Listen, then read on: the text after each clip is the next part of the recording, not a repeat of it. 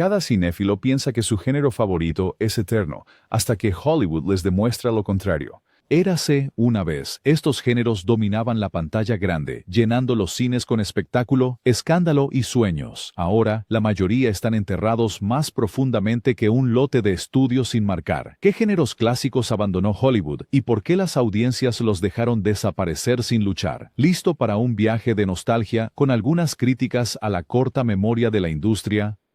No parpadees, podrías perderte tu antiguo favorito. Musicales de tras bambalinas. ¿Recuerdas cuando el espectáculo debe continuar era más que un cliché? Los musicales de tras bambalinas eran el alma de los años 1930 y 40. Hollywood ofrecía una fantasía deslumbrante, donde cada camerino escondía un número de canto y baile, y cada crisis se resolvía cantando una melodía.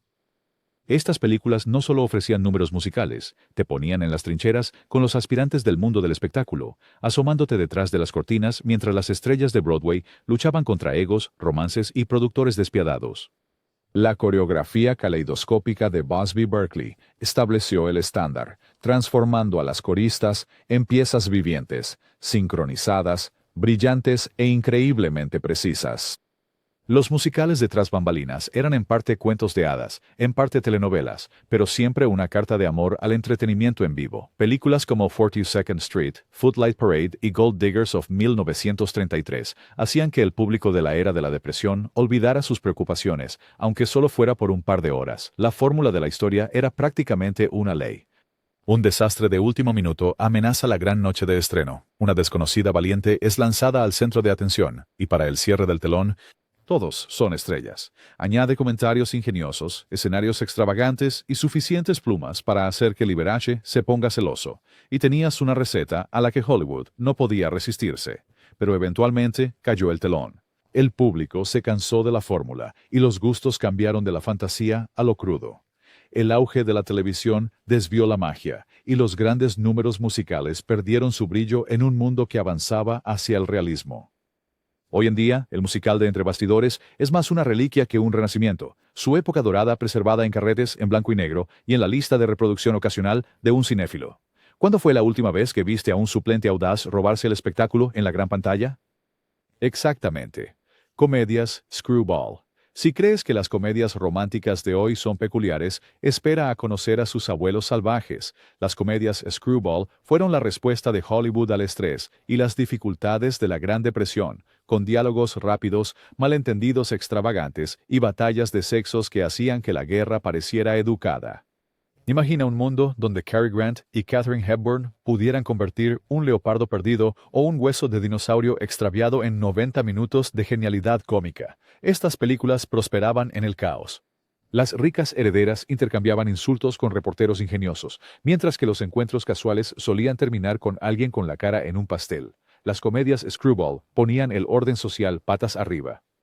Los ricos se volvieron ridículos, los sabios fueron engañados, y el romance se trataba menos de paseos a la luz de la luna que de duelos verbales. Clásicos como La fiera de mi niña, Luna Nueva y La pícara puritana fueron un rayo en una botella, impulsados por guiones de habla rápida y actores que podían vender una discusión como preludio amoroso. El código Hays mantenía las cosas técnicamente inocentes, por lo que los directores se apoyaban en insinuaciones y comedia física, creando una tensión sexual tan densa que se podía cortar con una broma. A medida que el ánimo de Estados Unidos cambió y la censura se relajó, las comedias locas perdieron su fuerza. El público cambió el caos desenfrenado por el realismo, y el ingenio agudo y subversivo del género se desvaneció en la memoria. Las comedias románticas de hoy les deben una deuda, pero rara vez su filo.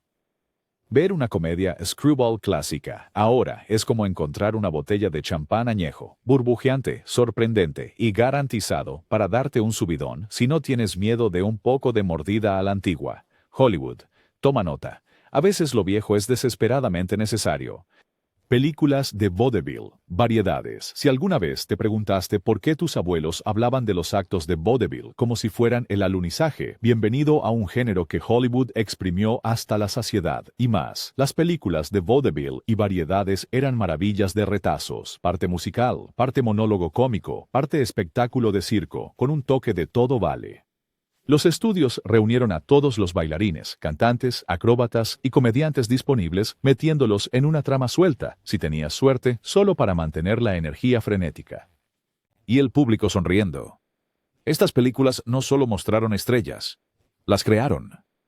Leyendas como Judy Garland, Mickey Rooney y los hermanos Marx se formaron en este formato, donde el tiempo lo era todo y la sutileza se perdía.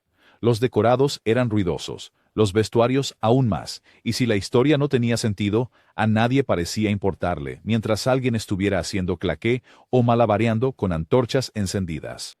Las películas de vaudeville reflejaban el espíritu del entretenimiento en vivo estadounidense.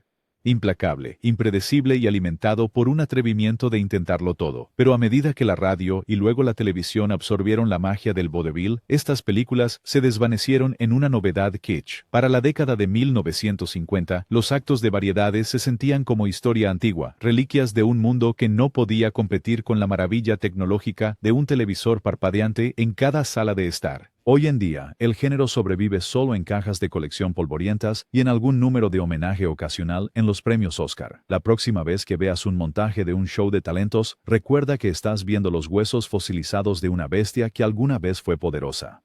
Espadachines. Hubo un tiempo en que todos los niños en América soñaban con columpiarse de un candelabro, estoque en mano, con una sonrisa encantadora y un guiño para la princesa. Esa época fue la era del espadachín.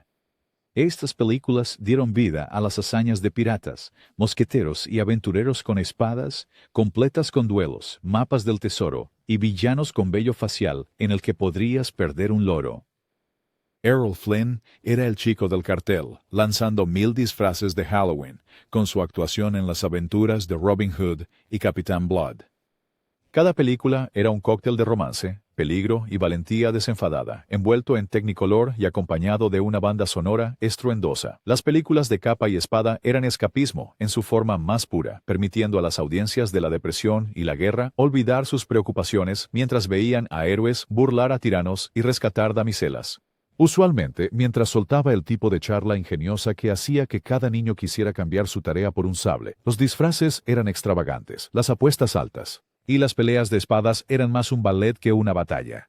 Los estudios las producían como caramelos, sabiendo que no había tal cosa como demasiadas capas o demasiada aventura. Pero a finales de la década de 1950, el género había encallado. El público moderno ansiaba realismo, y la mezcla de fantasía y melodrama de los espadachines se sentía anticuada, casi cursi. La televisión presentó nuevos héroes y nuevas fronteras, dejando atrás las hazañas a la antigua. Hoy en día, el género se desempolva principalmente por nostalgia, o se interpreta como parodia.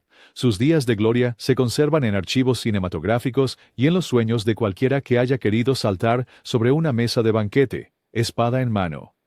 Épicas bíblicas. Hollywood nunca hizo la sutileza mejor que con sus épicas bíblicas. Lo que quiero decir es que nunca hizo sutileza en absoluto. Estas películas eran espectáculos enormes y llamativos, diseñados para impresionar incluso al espectador más cínico. ¿Quieres plagas, mares que se abren, miles de extras vagando por el desierto con vestuario perfecto? Hollywood cumplió, con directores como Cecil B. DeMille tratando el Antiguo Testamento como un cheque en blanco para el exceso. Películas como Los 10 Mandamientos y Ben-Hur eran más que historias, eran eventos. Los estudios veían estos como el proyecto de prestigio definitivo, una oportunidad para mostrar todo el poder de las estrellas, los efectos especiales y la construcción de escenarios, la receta, moralejas bíblicas, drama más grande que la vida y al menos una escena diseñada para hacer que el público se quede boquiabierto. En su apogeo, estas epopeyas ocupaban los estrenos en días festivos y dominaban la taquilla, arrastrando a millones de espectadores a los cines. Daban a los actores una oportunidad de inmortalidad y, seamos honestos, algunas barbas postizas bastante graciosas. Pero a medida que la sociedad cambió y las guerras culturales se intensificaron, el público se cansó de sermones evidentes y grandeza exagerada. El género se convirtió en una autoparodia, y el auge de nuevas fórmulas de taquillazos relegó las historias bíblicas de nuevo a la escuela dominical. Hoy en día es más probable ver una épica bíblica como una repetición nocturna que en la gran pantalla, a menos que Hollywood decida reiniciar el apocalipsis una vez más. Aventuras de espada y sandalia. Mucho antes de que Marvel hiciera que la licra fuera genial, Hollywood tenía su propia marca de héroes musculosos, la aventura de espada y sandalia. Este género lanzaba a las audiencias al mundo antiguo, donde los gladiadores luchaban contra leones, los dioses Me Se entrometían en los asuntos mortales, y cada fiesta de toga terminaba en una batalla épica. Italia producía estas películas por docenas, pero Hollywood les dio un brillo de gran presupuesto a clásicos como Espartaco y Quo Vadis. Las aventuras de Espada y Sandalia ofrecían todo lo que el público deseaba: paisajes impresionantes, carros rugientes y el tipo de diálogo que requería una voz potente y al menos una ceja levantada. La fórmula era parte historia, parte fantasía, todo espectáculo. Cada héroe tenía los abdominales de una estatua griega, la lealtad de un Golden Retriever y un código moral que podía sobrevivir a 100 tormentas de arena. Las apuestas siempre eran épicas. Imperios en juego, amor prohibido o la ira de los mismos dioses. Pero las modas cambian, y pronto, ni los pectorales relucientes ni las batallas interminables pudieron mantener al público interesado. A mediados de la década de 1960, el público quería algo más moderno, y el género se deslizó silenciosamente en la historia del cine. Ahora, las épicas de Espada y Sandalia son un placer culpable, o el tema de una parodia cariñosa. Si alguna vez sientes ganas de gritar "Yo soy Espartaco" en una sala llena de gente, tienes que agradecer a este género, cine negro. Si alguna vez has imaginado una calle de la ciudad empapada por la lluvia, un detective duro y una femme fatale en un bar de jazz lleno de humo, felicidades, has caído bajo el hechizo del cine negro. Esta fue la respuesta cruda y cínica de Hollywood a las luces brillantes y los finales felices de la mayoría de los asuntos de la era dorada. Nacido de la ansiedad de la posguerra y el temor existencial, el cine negro nos dio visuales sombríos, mujeres traicioneras y diálogos tan afilados que podían cortar vidrio. Desde El halcón maltés hasta Perdición y Retorno al pasado, estas películas vivieron al filo de la navaja. Nadie podía confiar en nadie, y la línea entre héroe y villano era más delgada que un papel de fumar. Los directores jugaban con la sombra y la luz, llenando cada fotograma con una atmósfera tan densa que jurarías poder oler el whisky y el arrepentimiento. Las estrellas del noir Humphrey Bogart, Barbara Stanwyck y Robert Mitchum eran duros, pero siempre un poco rotos. El sueño americano nunca se vio tan golpeado, pero a medida que la década de 1950 dio paso a una cultura pop más esperanzadora, el sabor amargo del noir se desvaneció.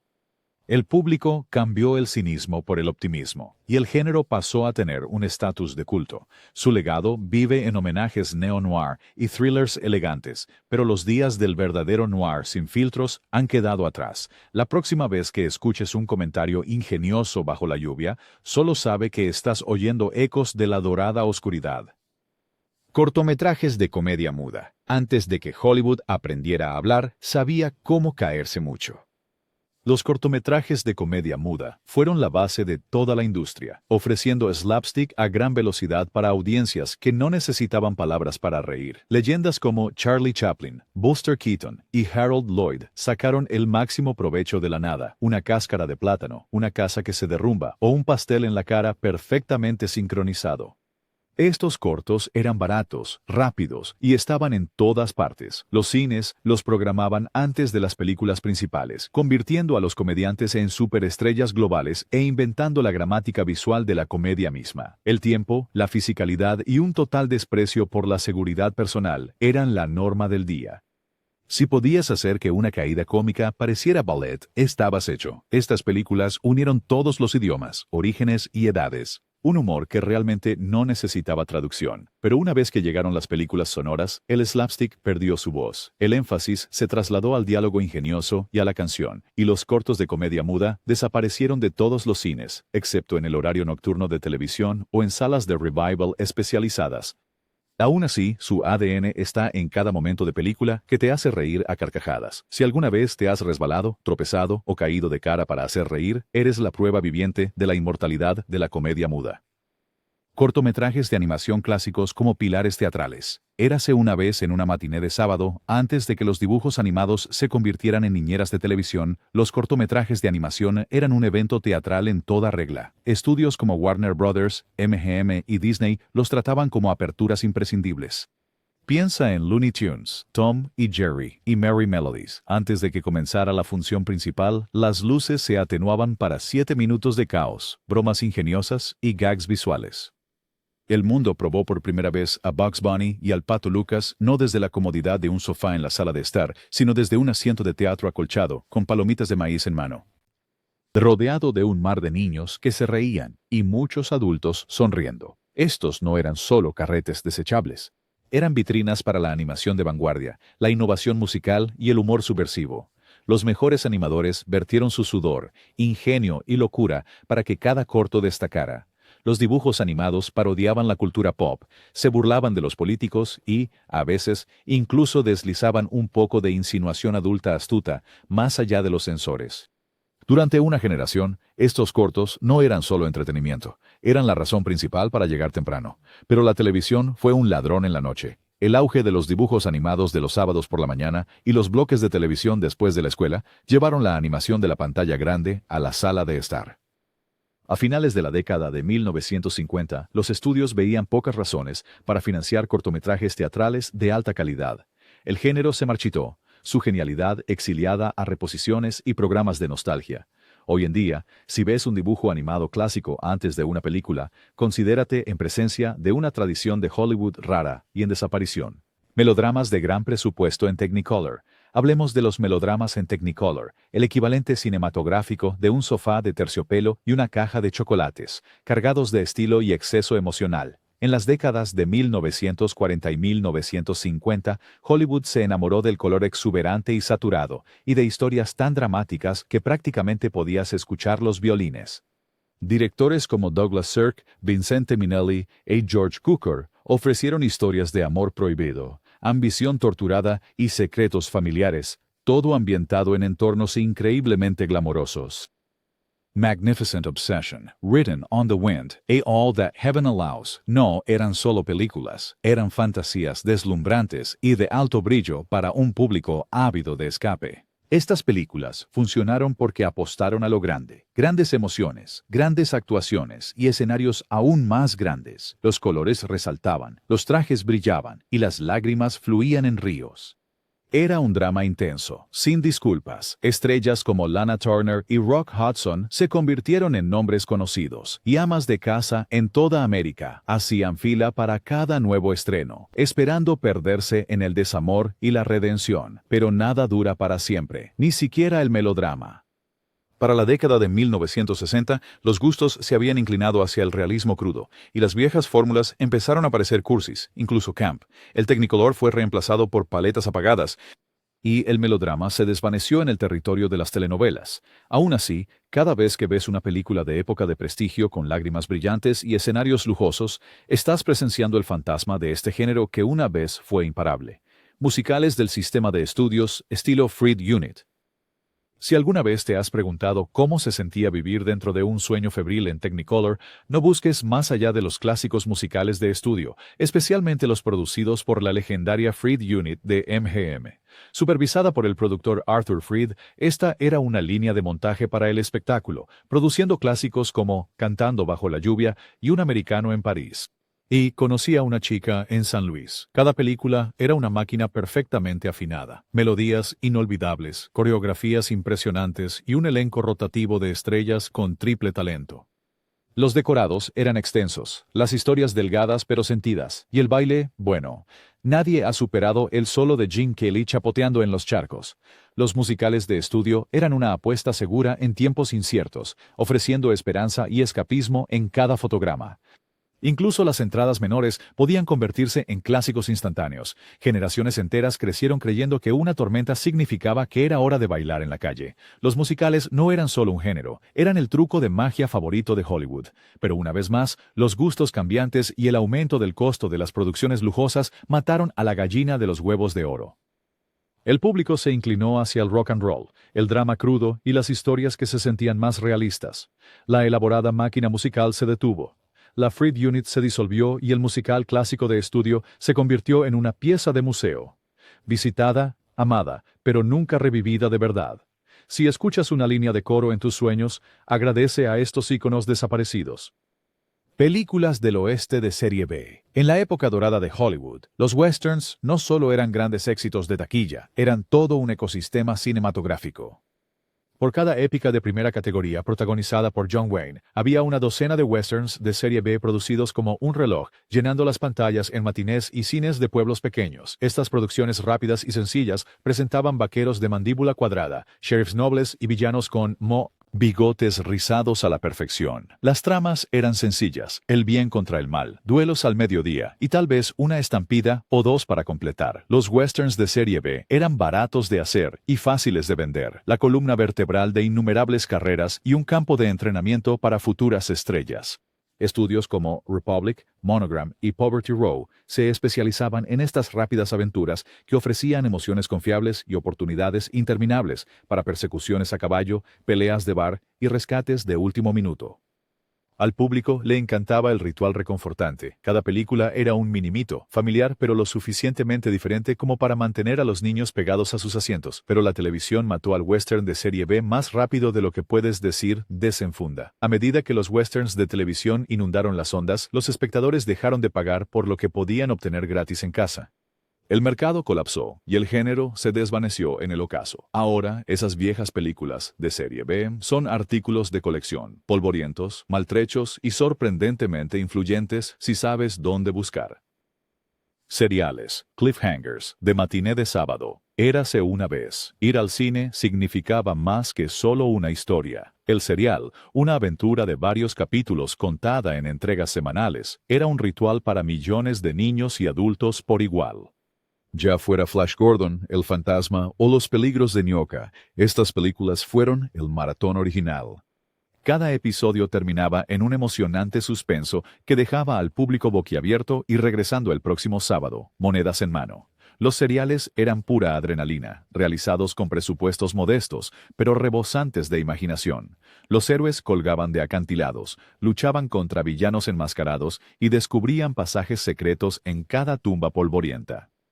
Cada semana traía nuevos peligros, nuevos artilugios y nuevas razones para animar o gemir. Las tramas no necesitaban lógica, solo impulso, un reloj en marcha y suficientes giros para mantener a todos adivinando. La ruina del género, el progreso. A medida que las películas se alargaban y la televisión ofrecía dramas serializados en casa, el público perdió la paciencia por los cliffhangers de las salas de cine. A finales de la década de 1950, la matiné del sábado era historia y el serial se convirtió en una respuesta de trivia para cinéfilos y fanáticos de los cómics. Aún así, se puede trazar una línea directa desde esos viejos capítulos chirriantes hasta cada franquicia taquillera con un adelanto después de los créditos. Hubo un tiempo en que esperar una semana era parte de la emoción. Características de criaturas atómicas gigantes. Imagina esto, son los años 1950. El mundo está obsesionado con la energía atómica, la exploración espacial y una paranoia latente. Entra la característica de criatura atómica, la respuesta más salvaje de Hollywood a la era de la ansiedad. Desde The Beast from When Thumble Fathoms hasta Them y Tarantula, todos los estudios querían un insecto gigante, lagarto o amenaza mutada pisoteando una ciudad en miniatura. Este género no solo explotó los miedos de la Guerra Fría, los convirtió en pesadillas alimentadas por palomitas para niños y adolescentes. La receta era simple, un experimento científico sale mal. Algo enorme emerge del océano, o del desierto, o de las alcantarillas, y solo los científicos de mandíbula cuadrada o los adolescentes estadounidenses pueden salvar el día. Los trajes de monstruos eran tan queridos como cursis, y el público acudía en masa a los autocines por cada nuevo terror. Los equipos de efectos especiales se convirtieron en celebridades, construyendo monstruos de goma, alambres y mucho humo. Pero al llegar la década de 1960, la novedad se desvaneció. El público superó la ansiedad atómica, los efectos especiales mejoraron, y la idea de una araña gigante amenazando a la humanidad se volvió más cómica que aterradora. Hoy, mientras Godzilla y sus amigos ocasionalmente regresan a las pantallas con presupuestos de superproducción y efectos de alta tecnología, la película original de criaturas atómicas, barata, sensacionalista y arraigada en los miedos de la Guerra Fría, es una especie desaparecida.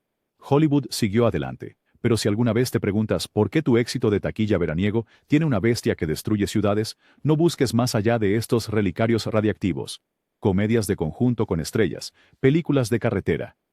Mucho antes de la comedia de amigos moderna o las películas festivas llenas de celebridades, Hollywood tenía su propio estilo de travesuras estelares y viajeras. La comedia de conjunto de estrellas, tipificada por las queridas películas de carretera de Bing Crosby, Bob Hope y Dorothy Lamour. Los estudios se deleitaban mezclando grandes personalidades y situaciones extravagantes, viajes salvajes, identidades equivocadas, escenarios exóticos y comedia autoconsciente. Humor que rozaba romper la cuarta pared. La química era el atractivo, no el destino. Películas como Camino a Marruecos, Camino a Utopía y El mundo está loco, loco, loco, loco estaban llenas de cameos, chistes ingeniosos y números musicales, a menudo guiñando al público con bromas internas y chistes del mundo del espectáculo. Estas películas se basaban en el sistema de estrellas. Empareja a dos o más nombres conocidos, dales una trama débil y déjalos improvisar.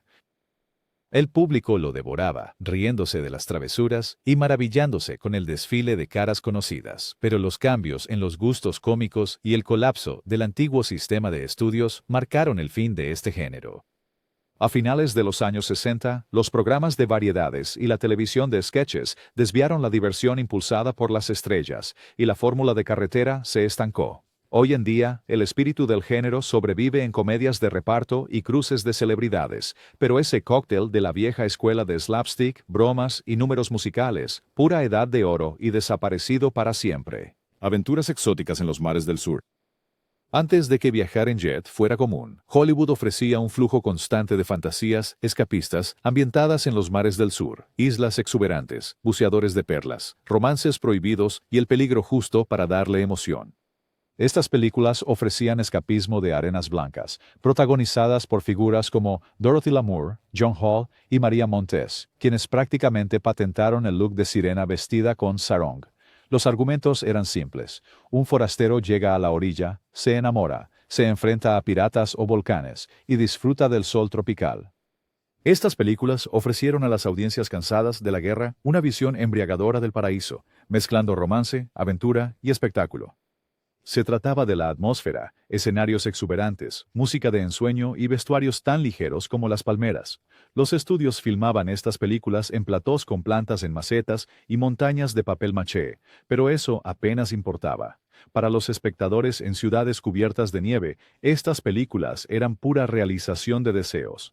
Eventualmente, el mundo cambió. El público se volvió más sensible a los estereotipos culturales, y los viajes globales perdieron su aire de misterio exótico. Para los años 60, la aventura en los mares del sur se desvaneció en lo kitsch, recordada principalmente por su valor camp y sus carteles glamorosos. Aún así, cada romance junto a la playa y el tropo del extraño en el paraíso le debe una deuda a estas fantasías ahora perdidas. Películas de opereta. Aquí hay un género que solo la Edad de Oro podría amar. La película de opereta. Estas eran producciones lujosas, cargadas de música, que adaptaban operetas europeas populares o inventaban las suyas propias para la pantalla. Piensa en La Viuda Alegre, Naughty Marietta, y Jeanette MacDonald y Nelson Eddy serenateándose mutuamente a través de un paisaje de ensueño en tonos pastel. Las operetas eran más ligeras que la ópera, pero más grandiosas que los musicales, llenas de orquestaciones exuberantes, trajes elaborados y romance elevado al máximo. Estas películas eran un consuelo para el público de la era de la depresión, ofreciendo escapismo con cada dúo melódico y escena de salón majestuosa.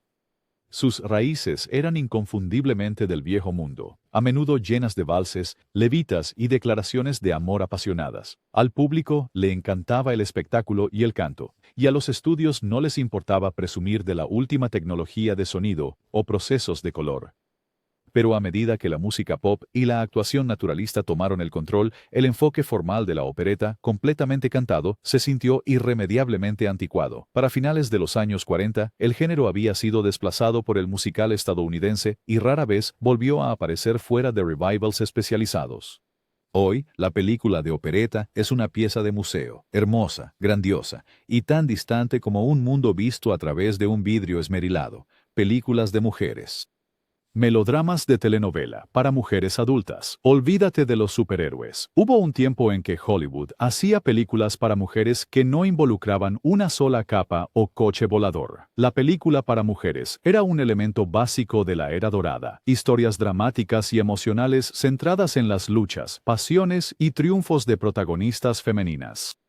Los estudios invirtieron dinero en dramas lacrimógenos como Mildred Pierce, Now, Voyager y Stella Dallas, eligiendo a las estrellas más grandes, Joan Crawford, Bette Davis, Barbara Stanwyck, en papeles que garantizaban angustia, decisiones difíciles y al menos un sacrificio inolvidable. Estas películas abordaron temas raramente vistos en otros lugares: divorcio, maternidad soltera, lucha de clases y romance prohibido. Permitieron a las actrices mostrar su talento dramático y atrajeron a un público femenino devoto que quería más que comedias físicas o tiroteos. A veces, los críticos se burlaban del género, pero la taquilla nunca mentía. Estas historias importaban y vendían entradas, pero para la década de 1960, los cambios en las actitudes sociales y el colapso del sistema de estudios sacaron de moda las películas para mujeres. Las telenovelas de televisión tomaron la corona del melodrama, y el cine se centró en la juventud, la contracultura y nuevos tipos de héroes. Aún así, el ADN de las películas para mujeres persiste en cada drama de prestigio y en las películas lacrimógenas, con una protagonista femenina poderosa, dramas históricos de vestuario como pilares de estudio. Érase una vez, si querías ganar un Oscar o impresionar a los vecinos, hacías un drama histórico de vestuario, preferiblemente con más faldas de aro, pelucas empolvadas e intrigas reales que un año de revistas de chismes. De María Antonieta a esa mujer de Hamilton a Julio César, estas películas no eran solo entretenimiento. Eran el camino más confiable de Hollywood hacia el prestigio, llenando teatros con visiones de imperios lejanos, amores prohibidos y destinos trágicos. Los estudios invirtieron una fortuna en decorados lujosos, ejércitos de extras y vestuarios que pesaban más que el actor promedio. ¿El objetivo? Transportar al público al pasado con la promesa de romance, grandeza y un poco de valor educativo, o al menos una excusa para que Clark Gable usara mallas. Estrellas de primera fila se alinearon para interpretar a reinas, rebeldes, poetas y generales. Estas películas trataban tanto de la pompa como de la trama. Había duelos y escándalos en la corte, bailes deslumbrantes y discursos grandiosos, y generalmente al menos una escena donde una heroína se desmaya en una escalera. Pero a medida que los gustos cambiaron y los costos de producción se dispararon, el apetito por las épicas de 3 horas ambientadas en palacios antiguos desapareció. El público quería historias modernas, diálogos más ágiles y menos corsés. El género siguió adelante con algún éxito ocasional, pero su reinado como el rey de los éxitos de taquilla de los estudios terminó con la era dorada.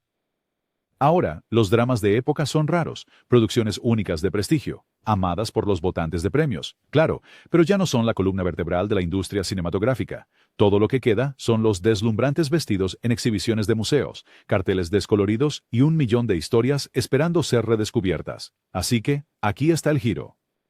Hollywood puede haber dejado atrás estos géneros, pero sus huellas están en todas partes, en los éxitos de taquilla modernos, dramas de prestigio, incluso en las reposiciones nocturnas. ¿Qué género perdido resucitarías si tuvieras las llaves de la bóveda del estudio?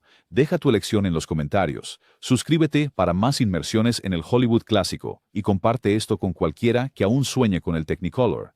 Después de todo, las películas nunca realmente olvidan. Solo esperan a la audiencia adecuada para traerlas de vuelta.